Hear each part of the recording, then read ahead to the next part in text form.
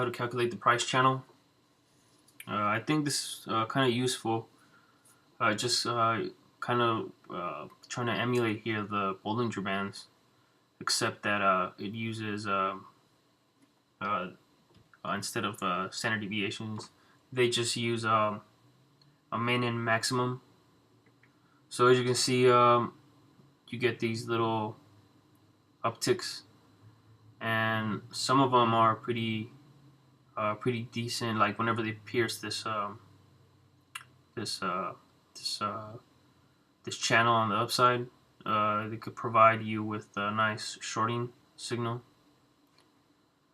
Usually, but yeah, I mean you could backtest this just to make sure. But this is Amazon, by the way. And it's relatively easy to calculate. 2 extra columns, just the highest high and the lowest low in a certain number of periods that you want to calculate this in. So I went ahead and moved the data into a new sheet, and basically we want to calculate the highest high in the last 20 days, and you want to plot that in the following period. So basically how this works is just min and max again. Minimum and maximum, the highest high in 20 days. So the highest high in 20 days, and you want to exclude the current high. So you're basically applying this channel to the next period. All right, so you plot the 20 days, and you're gonna plot that in the following days. So this is daily, so the following day. Okay, so now the lowest low,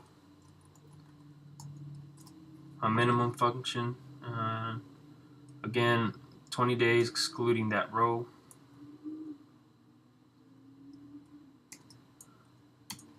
All right. Double click.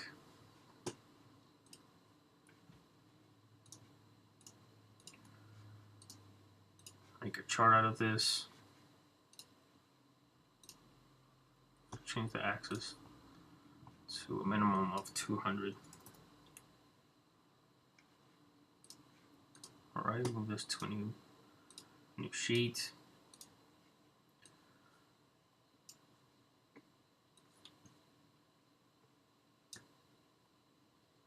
So as you can see here, relatively easy to plot. Let's just say I wanted to calculate to see if it was a good selling signal whenever it pierced this this price channel on the upside. So how you want to go about that is just basically write a function, an if function. So if the close is greater than the highest high in the last 20 days, then I want to short it. So I'm gonna use positive 100 to act as a credit, and if not, then just 0. So for this one here, it's just showing us that that the close is actually higher than the channel. So we get quite a few here. So next we want to calculate. So if this is, I'm just gonna put not 100. If it's not 0, pardon, then I want to buy the next one, and the expectation that being that the close is gonna go down the following day. So again, using negative 100 to act as a debit. So buy the next one. If not, then 0.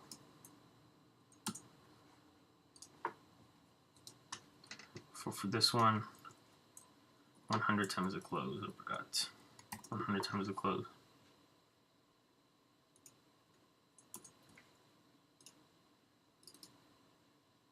So fill in those. Now you want to just add the 2. And I use 100 just to as an arbitrary number of shares. So basically, I want to buy 100 or sell 100 just to make it easier. So this is the actual profit or loss that we made. So here you see that if we would have shorted at 251.27, we would have lost $28 if we would have sold it the following day. This one we would have made 241, 208, and so on. So on the long run, we want to see how much we have made. Let me see if there's no. Okay, good. Because usually, if this number is 0, we'll get a really large number. So just wanted to make sure. All right, so now we want to see if how much we had made. We would have made if we would have started this October 31st, 2012, and we would have if we would have closed our positions on the 25th of October this year. All right, so we want to see the sum of all our profit and losses. So the sum of column K. So not too bad. We would have made $2,578 just by shorting whenever it pierced the upside. I haven't calculated if we would have what would have happened if we would have bought whenever it dipped below the price channel on the downside. But for as far as the upside, it works really well.